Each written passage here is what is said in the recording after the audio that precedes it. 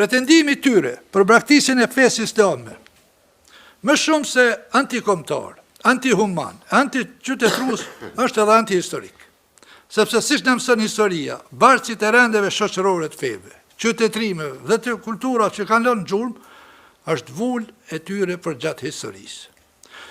Kur kësaj të shtojmë, më edhe faktin se iniciatorët e këtyre lëvizje, edhe pse vetë nuk kanë bindje as kulturë të as një feje, pra nuk janë praktikues, as nuk e njohin as një fe. Nuk kem shka ngushtohemi shumë për ta se musliman si në konkur. Po edhe atje ku ja kanë mësy, edhe ata nuk e njohin fara, se kanë vetë që kanë punë fushate.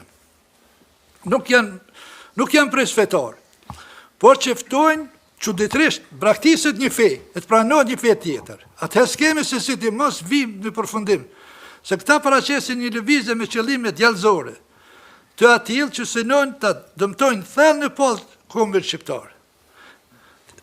Kombi shqiptar sot ka institucionet e tyre kompetente, bashkësitë fetare kanë institucione, kanë kuadër, kanë objektet e kultit për secilin besim. Nëse duhet me thirr, asgjë s'kemi kundër cila do bashkësi fetare i ka njerëz të vet, në për studio televizive, në për fushata antikombëtare, në për është e papranueshme.